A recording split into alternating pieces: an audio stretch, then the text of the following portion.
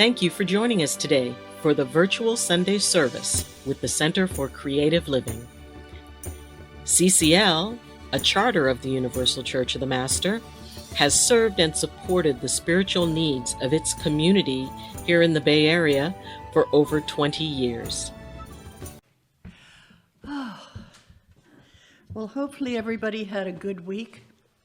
I missed you all last week. We had a very weird thing happen. My son has been dating this wonderful woman, and she happens to be living in the same mobile home park he does, and right next door. And that's how they met when he moved in there. And so they've been dating for about 7 months, and he was over at her house and woke up in the middle of the night, and she was dead. And she was 58, 59 years old. And no extenuating circumstances that anybody knows, but he just put his hand over in bed with her, and she was cold. And he immediately called his daughter, who my granddaughter Vanessa, who just lives down the block in Oceanside, and she beat the fire department there and helped the fire department, but they couldn't bring her back. And so it was not only difficult because we lost Natalie, but it was difficult for my son. And for those of you who are parents, when something like that happens to a child, all you can do is say, well, I'm sending prayers. Do you want me to come down? Oh, no, Mom, don't come down to Oceanside. I'm going to make it. Okay. But we've been there for New Year's. What? We've been there for New Year's. Yeah, we had been there for New Year's. I mean, all of us, so the whole family. So when I said there was a death in the family and somebody said, well, who died? Oh, well, it was Natalie. Well, I don't know her, because so many of you know my family, and that's what was happening. So I just want to let you know, because it was such a shock. And because I think if that's the youngest anybody has passed in our family, everybody else lives old age. So it's very, very, very interesting, and I talk to him every day, like you do. And and my son, for those of you who know Bob, has a real wicked sense of humor, and of course now he's not in that humorous point at all. So the minute he starts to laugh, I'll know we've gotten him back again. So just put Bob Boon in your prayers. He really needs a lot of special, wonderful, wonderful man, and he needs a lot of special care for him right now. Okay. It's upside down. It's not backwards. It's just upside down. What is? The coexist. No, it isn't. Oh, it is upside down. Okay. Well, next time we'll get it straight. Well, it starts with a C. I think. And in fact, it's like, okay, I can see. Yeah. Last week it was. See, there's something about being up on it that makes it look correct. Right. Well, yeah, when you're looking at it like this, it's like, yeah, that's right. Well, I think that's kind of fun for Martin Luther King. You coexist a little bit upside down right now. You can see it, exactly. He's looking down on it going, yeah. It's right in your camera. Welcome. If this is your first time at the Center for Creative Living and you're wondering, do we stop with having hilarity? No. What do we do? Will we accept each and every one of you as a child of God? Wherever you came from, whatever religion, know that you are accepted here. And you are all children of the Creator. So thank you so very much for joining us. We certainly do appreciate having you here.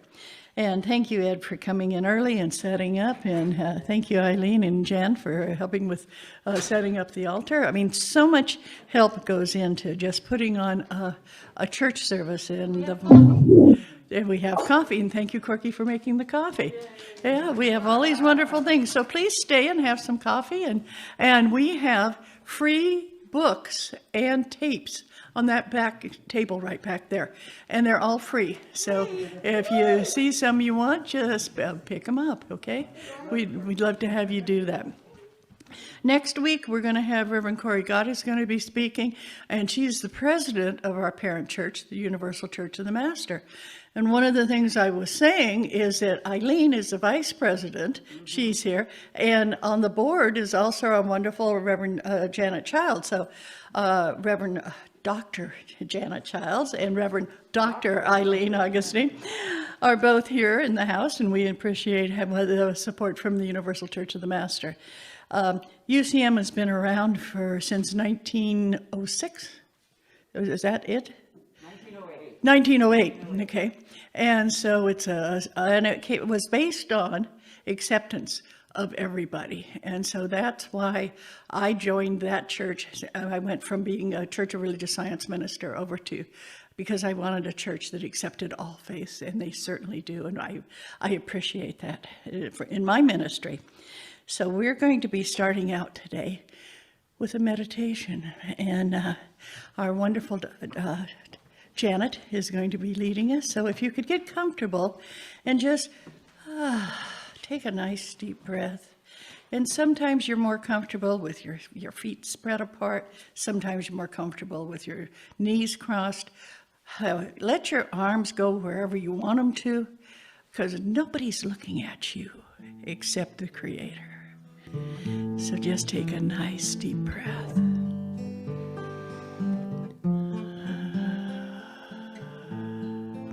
One more time. Breathe in and hold it.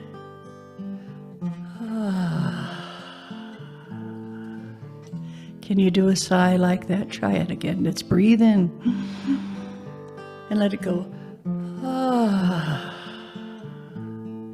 And feel that relaxation from the bottom of your feet all the way up to the top of your head. And right now, here, in this moment, realize that you are perfect. You were in this body for this moment today, to listen to these beautiful people that are talking, but also experiencing newness and change that are coming to you and the planet.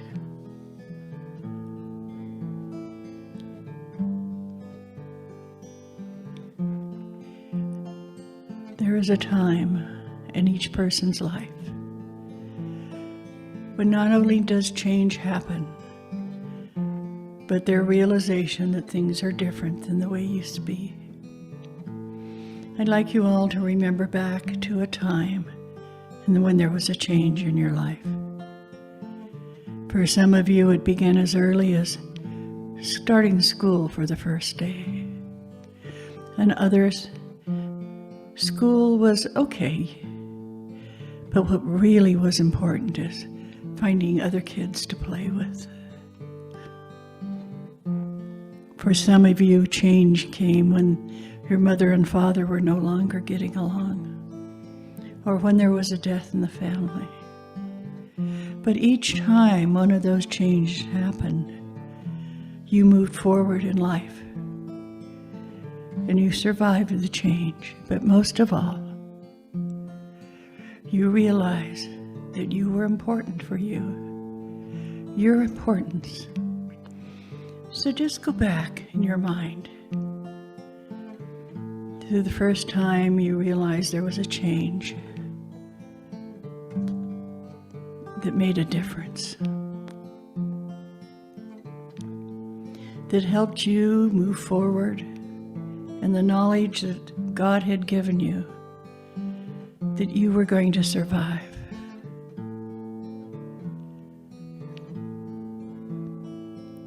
And as you follow the sound of my voice, I'm going to take you to a place where you can find your own importance. And this is a place that I call memory. And as you follow the sound of my voice, you're going to look out, and there's a wonderful magic carpet right outside the door. Right here in downtown San Jose, there's a magic carpet. And just see yourself floating through the doorway and sitting on this magic carpet. And as you're sitting there and you can feel the vibration of the carpet, you say, I want to go to a place where I made a great change, and let the magic carpet take you there. And the place I'm going to take you is a place in the forest. So as you're flying over San Jose, visualize all the buildings. And as you keep going west, you find yourself over a forest. And you can feel the energy from the trees. This is a redwood grove, and some of these trees are 2,000 years old, and they remember. So very gently, the magic carpet takes you down to the forest floor. And as you sit there, you can feel the trees, and they're whispering to you, remember. And this is a time for you to remember the most important thing in your life that brought about a change. And as you feel that energy, you also feel the presence of Creator. You couldn't have made it through that change without the energetic blessing of our Creator. And as you're sitting there on your magic carpet, you feel the energy of one of the most important changes in your life. And look at it and analyze it and marvel at how well you succeeded in getting through it. And remember the feeling you had when one day you became aware of the change and the growth and your stability in life as you become aware of how strong you are.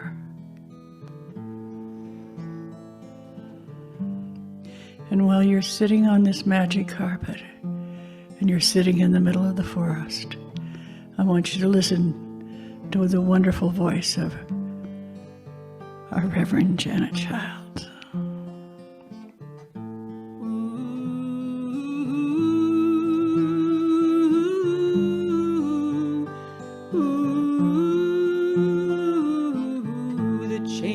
Wash over me, and I know I am all that I can be. Changes wash over me, and I feel the power inside of me. Changes wash over me, and I'm sure that I'm here for a reason, and that I bring myself to the world in a healing way, and I bring myself to myself in a gentle, forgiving way.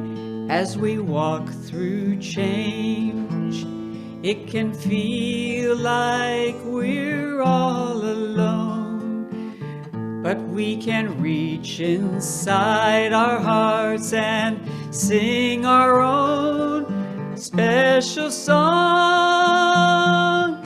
to the world. Oh, when change washes over me, I am free to be all my deepest heart, all my deepest heart can bring to me and to the world. I know I am free to be all that I can be, and I claim it in my sweet memories. I am all that I am. I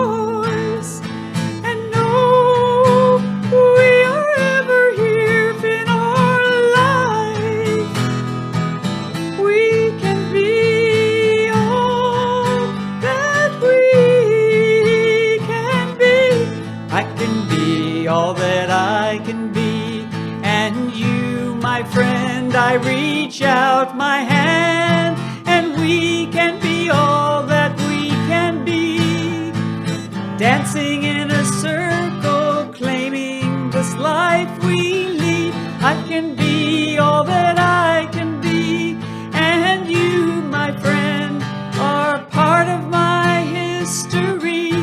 We can move into the world and bring it home to all that we can be. And get back on your magic carpet and come back. All that we can be. Come back knowing you can be all all that you want to be. And come back into this room All that we can be. knowing you can be all you can be because a change has taken place. We are all that we can be.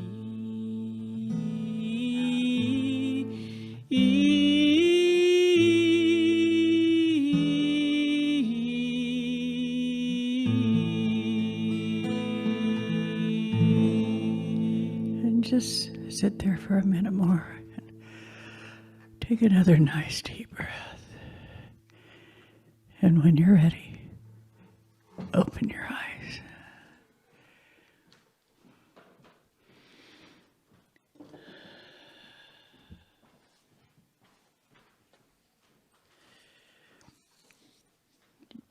Gee, Janet, I think we can use that for next week's topic too. We've already recorded our meditation. I was just thinking about the changes that people go through, and quite often they're so difficult as they go into them. And after they come out on the other side, they feel different. The growth has happened. And sometimes they're positive and sometimes they're negative. But the change isn't bad. It always helps them grow, and it's amazing that it does.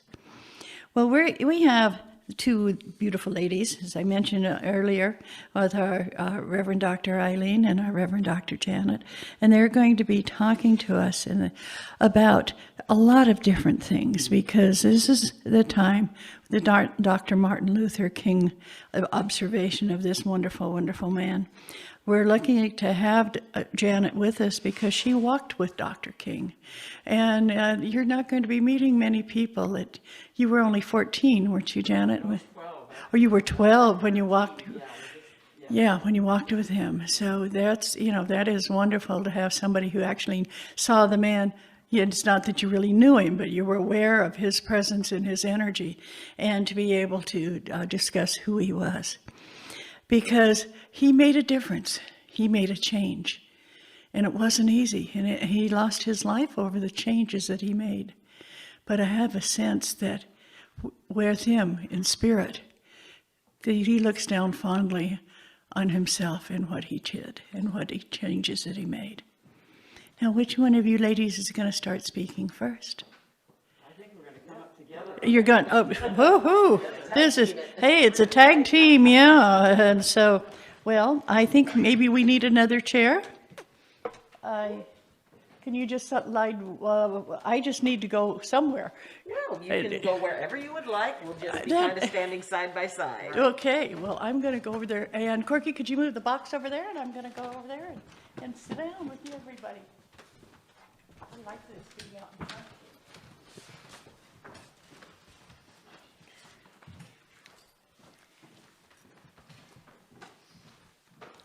We are so honored to be here with each and every one of you.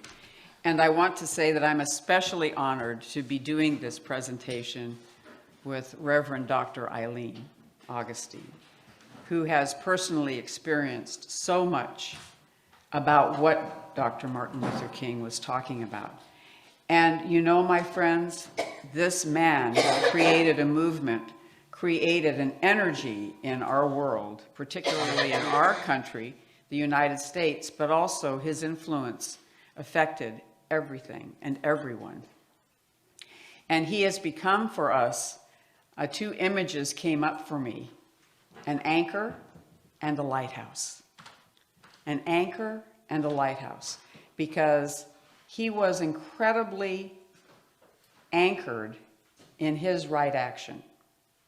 And he became an anchor for many people that didn't have a way to express it, including a 12-year-old young girl. He gave me a format, he gave me a way to be a part of that movement. And that is not so important. What's important is that we claim his principles, his ministry, his work in the world, and we make it our own. We embody it in our own heart. And to do that, we first have to acknowledge the grief that we have over Reverend Dr. Martin Luther King's death. And it's interesting, we didn't even ask each other, but we're both in black. And I know I'm looking at you two, you're right? Because I think it's important. Black is the color of mourning, but it is also the color in many different cultures of deep spiritual awareness. And so I invite us to acknowledge and embrace that mourning that we have for his death. His death definitely probably intensified the power of his movement. However, he gave his life for it. And we know many people that have. And I'm going to invite my wonderful, wonderful colleague and dear friend to share a story about that. If anything exemplifies and embodies what it was that Dr. King wanted to find, it was the two of us standing together. Because it wasn't about just one group being able to move themselves forward. It was about the idea that we all are one, that we all hold value, that we all are a part of one another. Now, I remember I was very, very young on one day that it was one of the few times I saw my mother cry, and I didn't understand what she was crying about. And, as kids, growing up back in the 60s, it was, kind of the parents did their thing and we did our thing. But we noticed that all of a sudden all the parents were outside and they were talking to each other.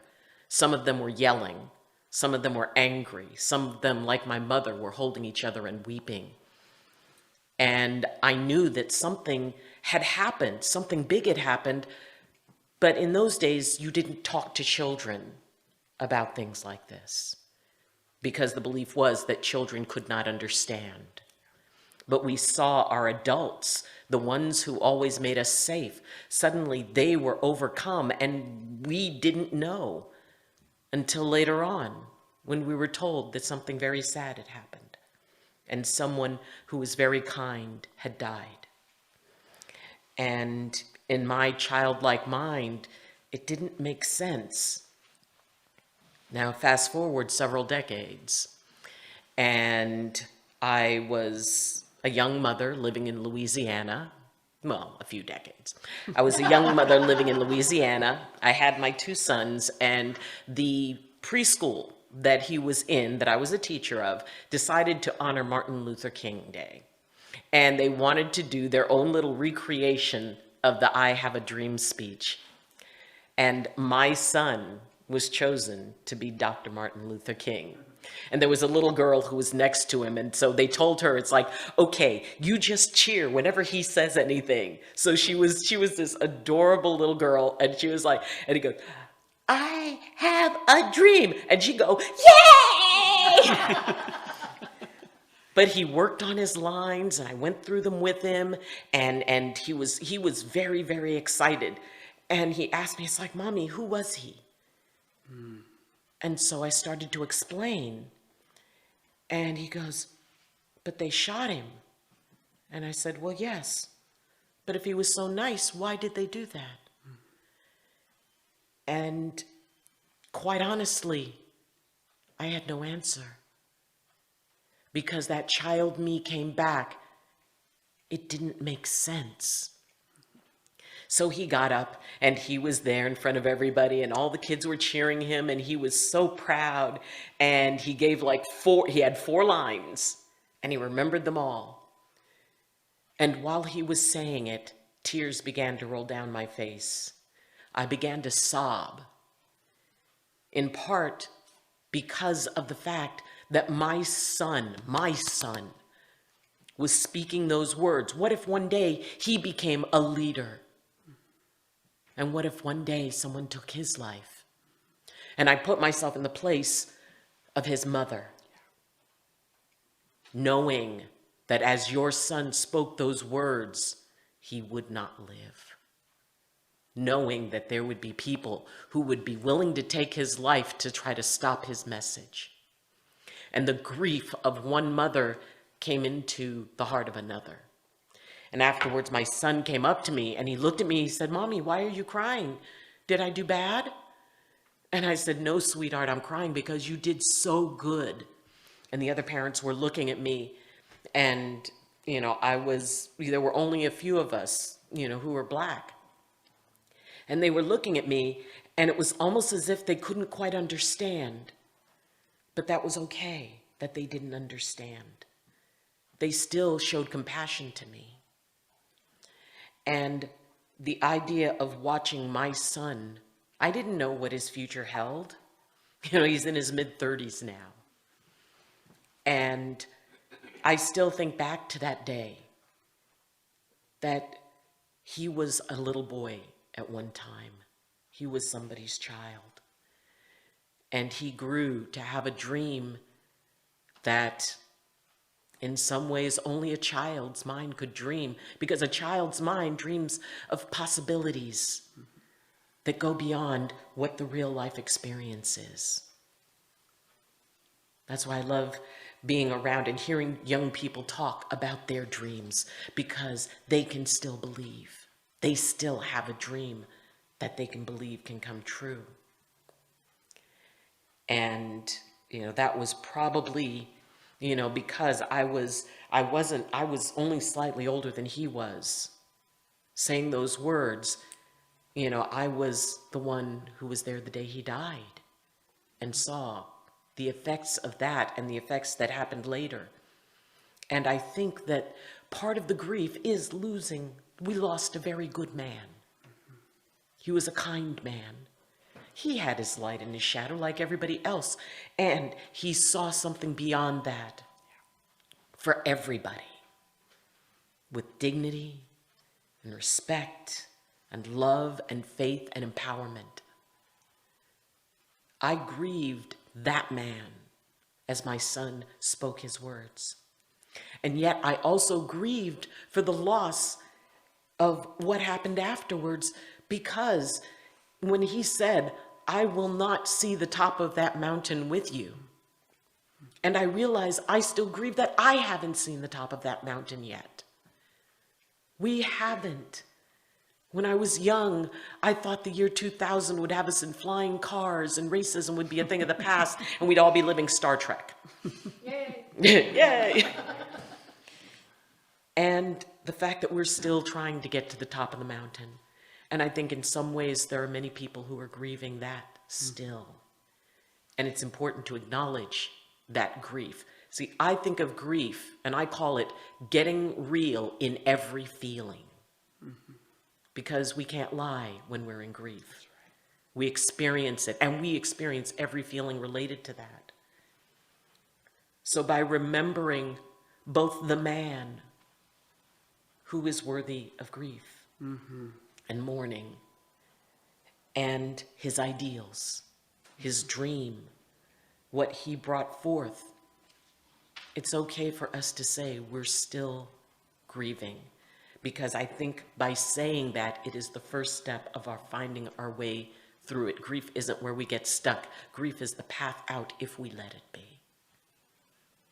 So I encourage everyone, however it is you feel about, the beliefs, the dream, we can grieve that that dream hasn't come to full realization yet, and we can also celebrate that we are closer to it. And that each generation brings us closer to it. And holding that dream is so important, my friends.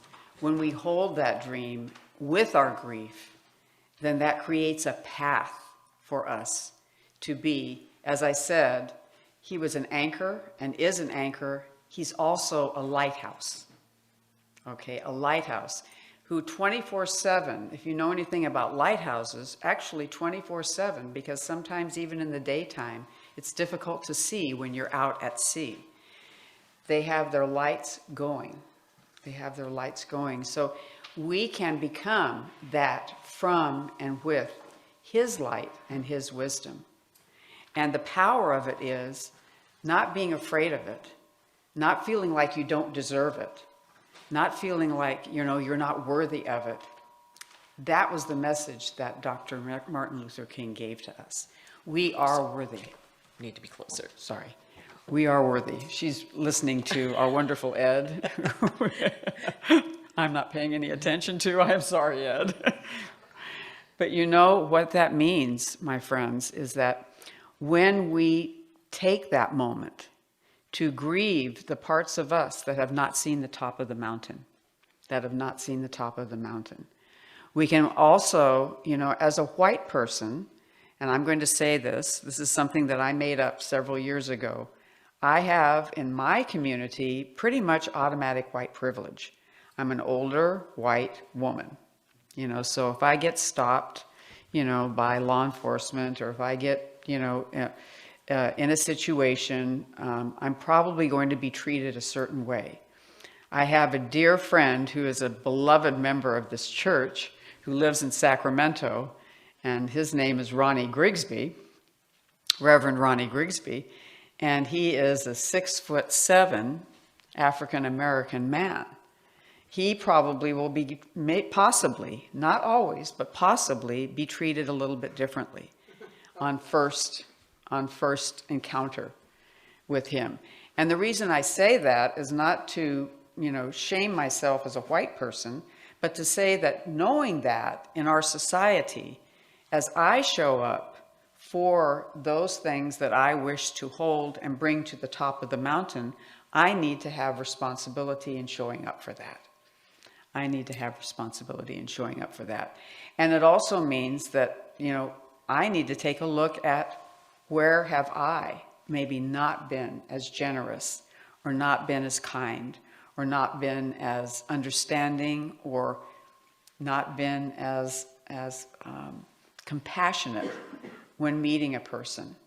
So I'm just going to share a story. There was, I live in a mobile home park, and just yesterday I went for a walk, and there was this gentleman in a car, and I go back, it's like back in this little wooded area behind my mobile home park, and I'm walking on this little road, and I see this individual in a car, and he said, "Help me, I need a jump." And I'm telling this story because it's just so indicative of me. And I'm thinking, well, how can I get this man to jump? And he said, "By the way, I broke my foot." Okay. And so I said, oh my goodness. And he's in this car, and he's, several, I'd say like 25, 30 feet away from me. And he's down off this road. And I'm thinking, well, I don't think we're supposed to be on this road. And so I'm going, how can I get him help? Because I don't want to leave him.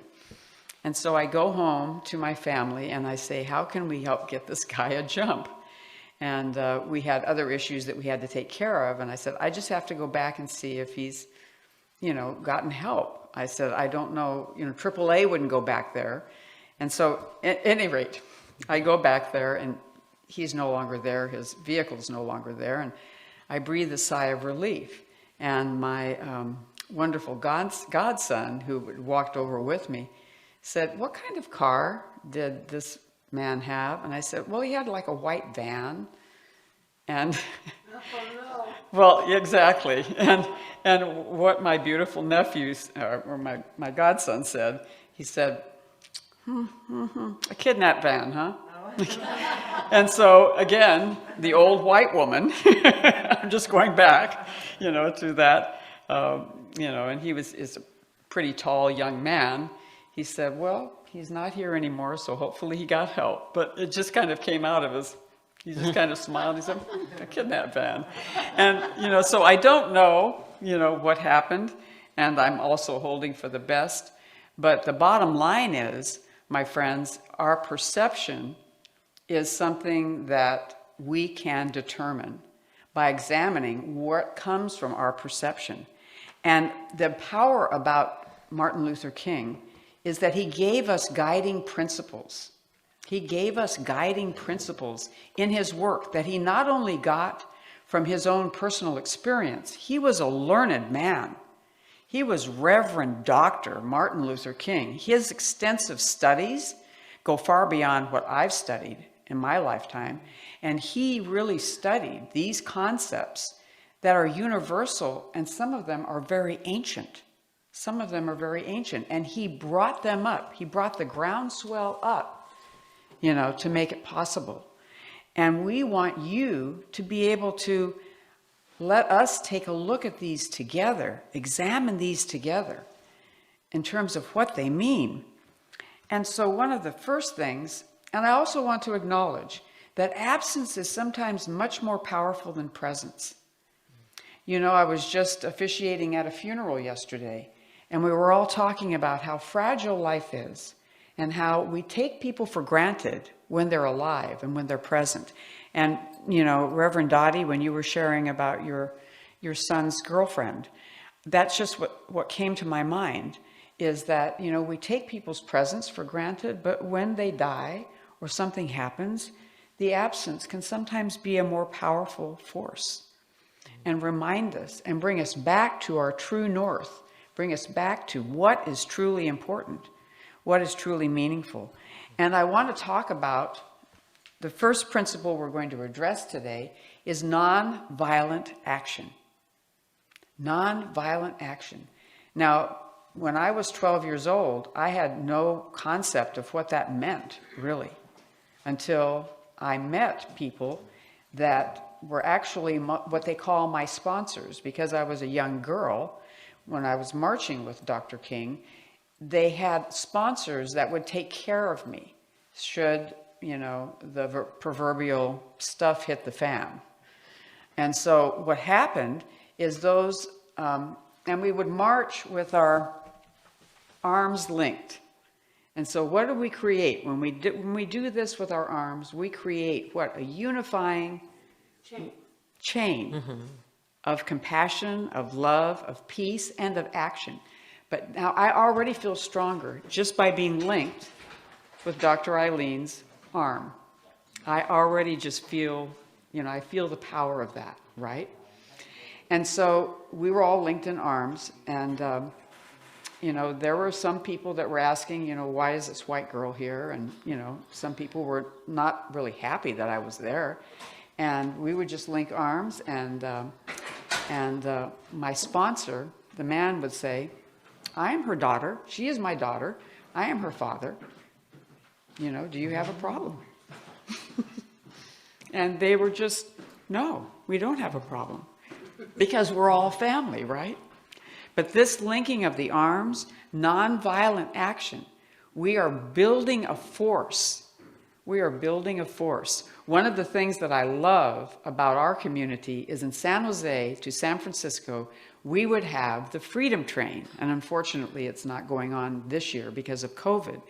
But the Freedom Train is exactly the same distance as it was to march from Selma to Montgomery. The exact same distance. And so we would get on that Freedom Train, and actually Ayleen and I would do it, okay? And we would be singing songs, of Dr. King's time, and bringing out those whole things and helping people sing on the trains. It was an amazing experience. But nonviolent action means we're not going to harm you. We're going to do action that is nonviolent.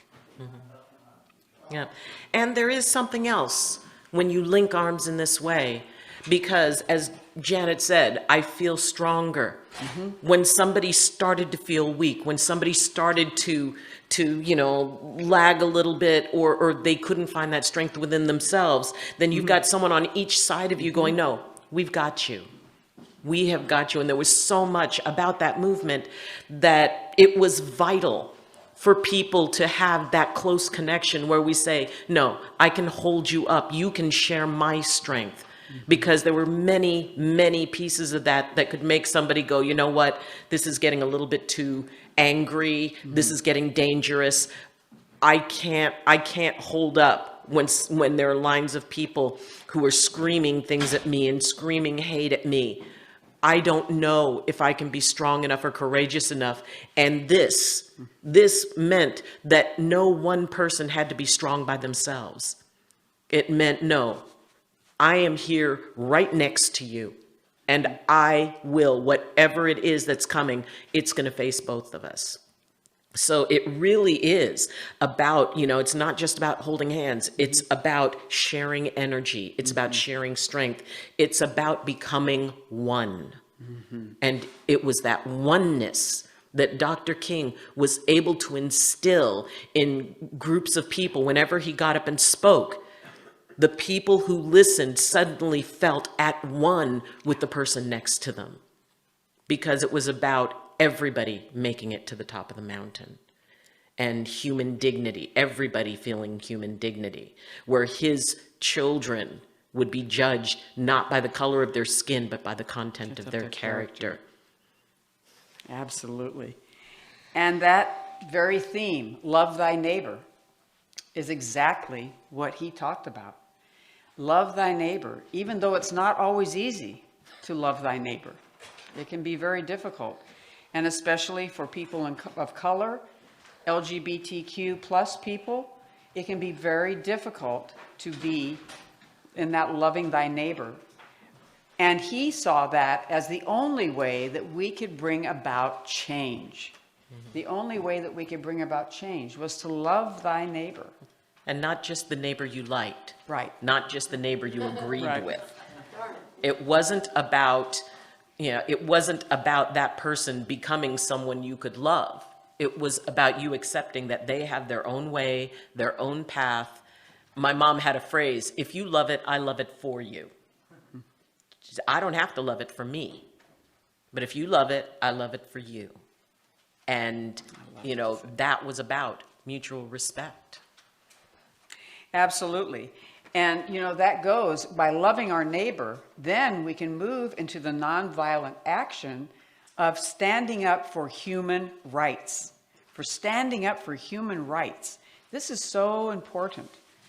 If we don't have that love thy neighbor as our basis, then we really can't activate that social action for human rights.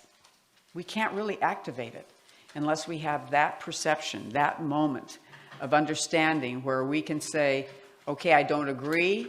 And we have an old saying, acceptance doesn't mean agreement. I don't have to agree with you to accept you as a human being. I don't have to agree with you. And just like your mother so beautifully said, I love it for you. I'm going to remember that one. And, the human rights are about when one person loses their rights, none of us have our rights. None of us have our rights. That's what he was talking about. That's what he shared. He said we can't separate ourselves into our own little silos of, pain, or our own little silos of social action. We have to all come together. We have to all come together and weave that strengthening, just like the holding of the arms, the weaving, the linking of the arms. We weave that strength that we can all bring to and with each other. And the power of community, that's exactly what that's about. Because where do we do human rights activist work? We do it in our community. We do it in our community. And I'm going to invite our wonderful Dr. Ayleen to tell an incredible story about the power of community that has happened much more recently. Well, it was, for those of you who don't know, I live up in Boulder Creek. And it is a beautiful little mountain community with no streetlights, no Starbucks, and pretty much, we just have a market that there's a good chance you're going to see a possum in at some point. And after the very, very hard day that a man lost his life because someone else felt they could kneel on his neck until he died, that was such a powerful and almost terrifying moment, because I saw my sons with someone's knee on their neck.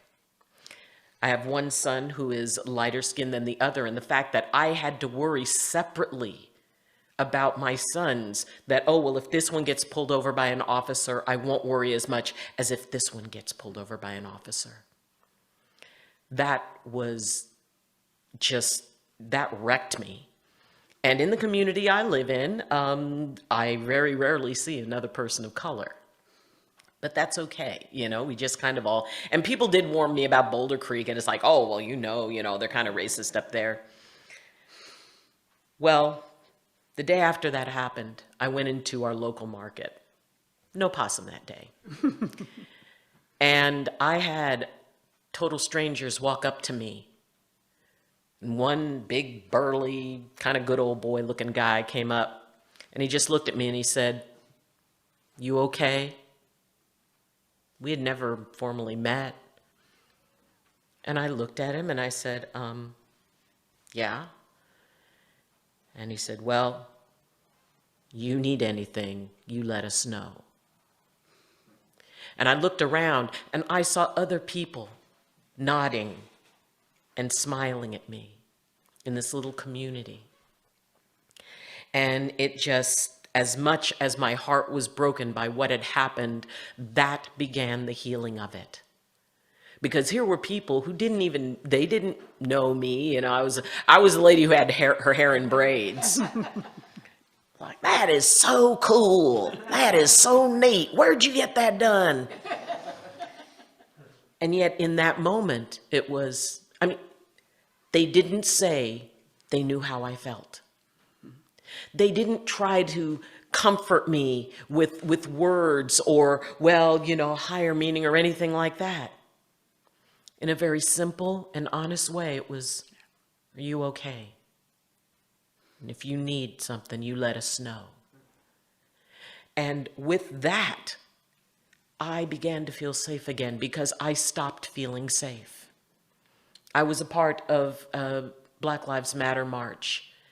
And as we were going, you know, I saw police cars. And for the first time in my life, I didn't trust. I was raised in the generation, well, if anything goes on, you go find yourself a police officer because they'll always protect you. They'll always take care of you. And I saw the police cars, and my first instinct was, where are the kids? Where are the little ones around me? Where, you know, there was an immediate distrust. And I knew that was something that I had to deal with in here and in here. Because until I dealt with it in here, I couldn't deal with it with anybody else. I had to look at how it was affecting me. And even all these years after Dr. King, I still daily have to deal with it in here and in here, because sometimes what other people see is this. They don't see me. They see this.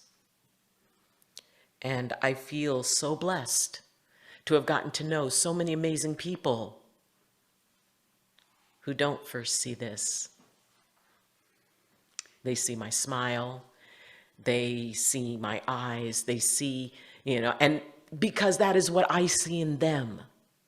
I grew up military, so everybody was, you know, olive. You know, it was like, you know, I did too. There was no, you know, black, white. We were all a bunch of kids who were trying to avoid the MPs on base. Right. So there wasn't that sense of separation. And I was very touched when my sons came in one day and said, "Mom, can you explain prejudice to us?"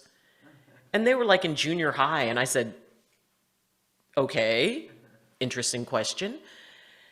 And they said, "Well, it's just that, I mean, you know, everybody goes to school. We go to everybody's parents' house. We learn their languages so their moms will give us food." So, you know, but they didn't understand. And in fact, my oldest son said, he goes, "Economically, it doesn't make sense.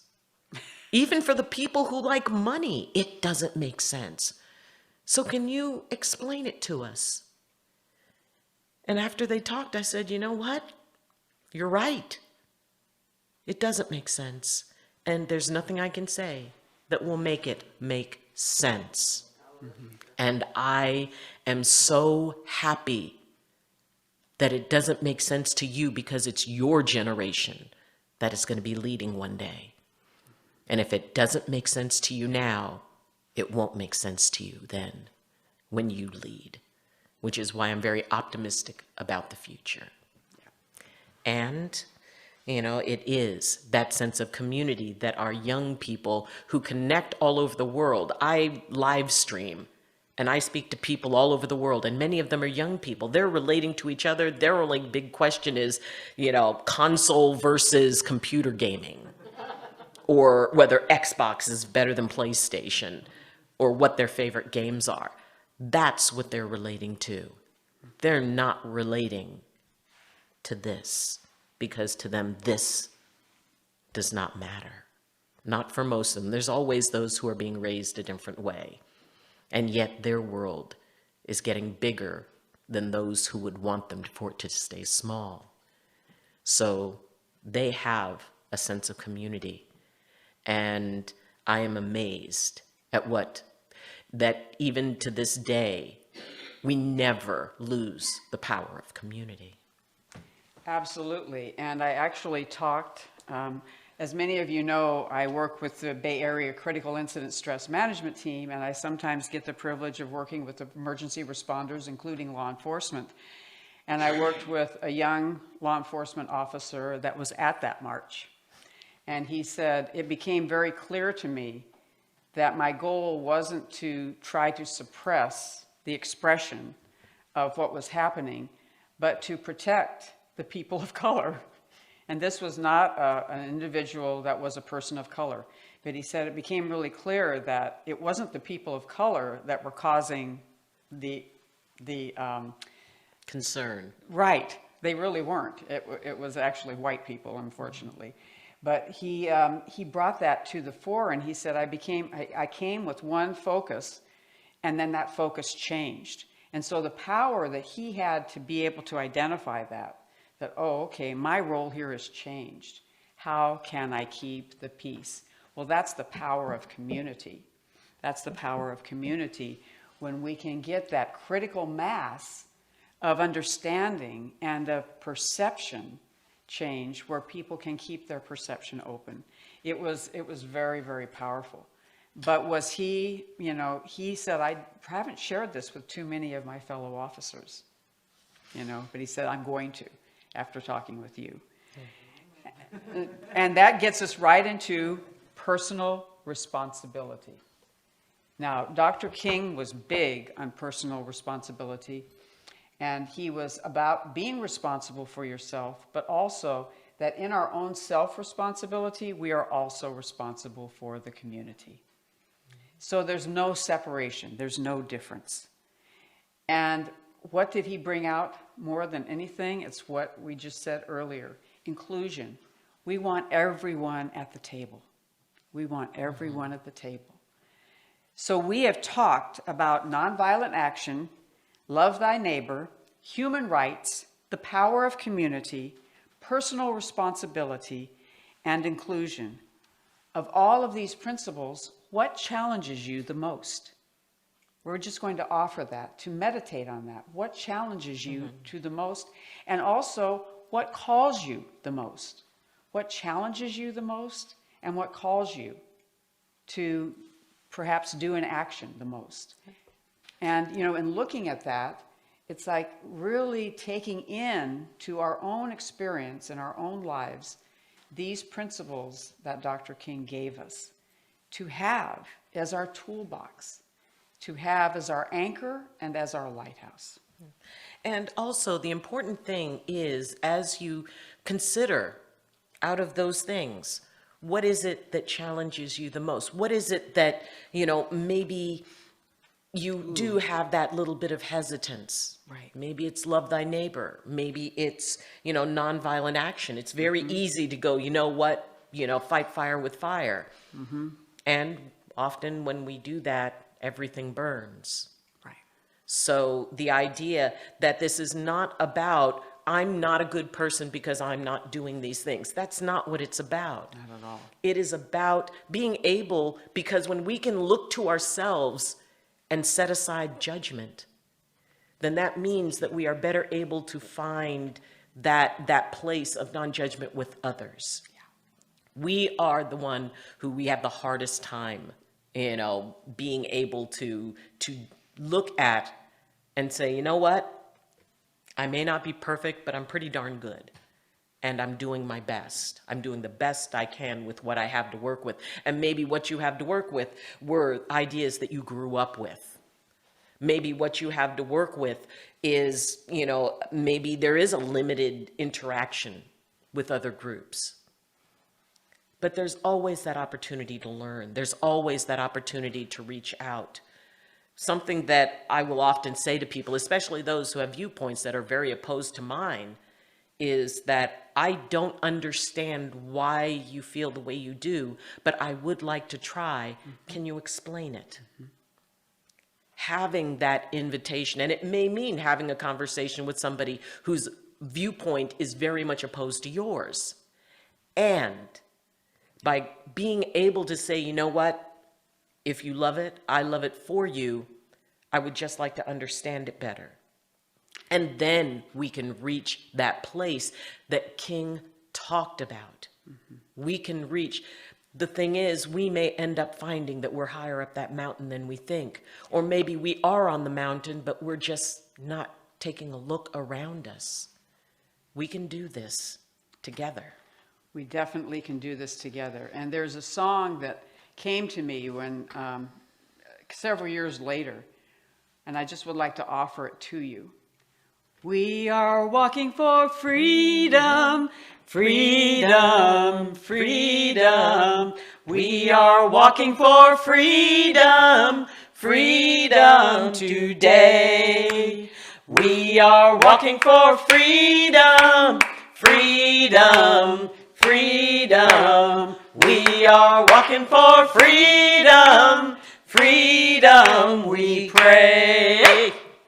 And so just know that we are doing that together, and we are, as a community here at CCL and UCM, we invite you to come together in community, and we'll do this together. Woo!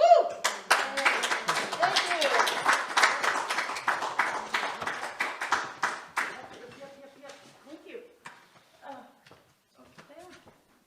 Thank you, ladies. What a Wow, that was wonderful great. talk. And I hated to have to put an end to it because I could listen to you both all day.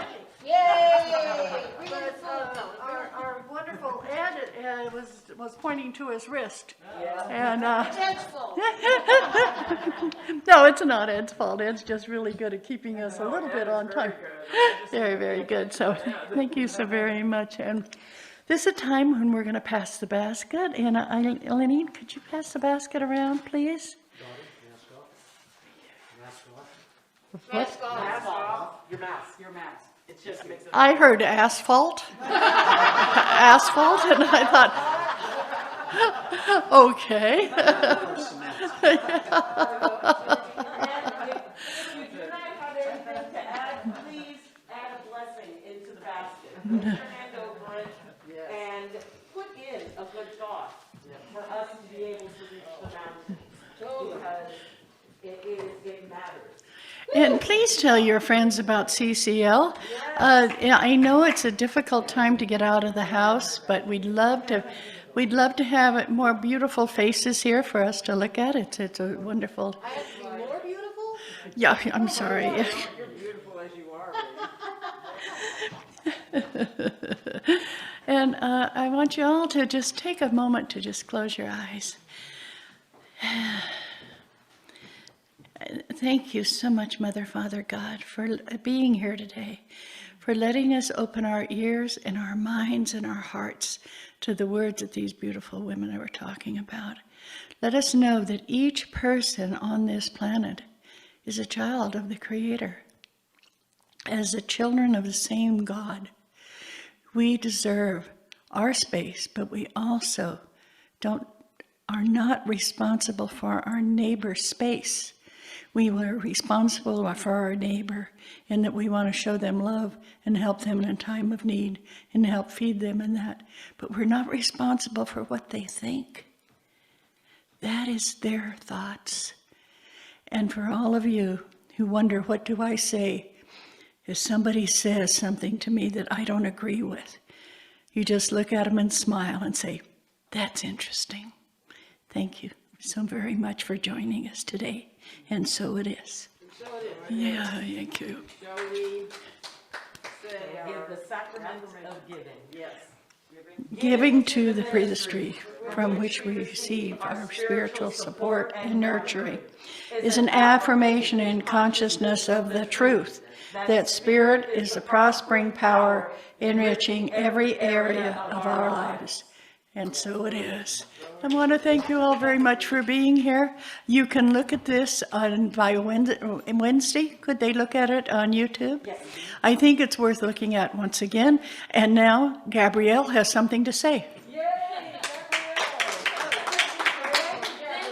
This food over there, please take it home. Okay. And we want to thank Billy the Frank. Thank you.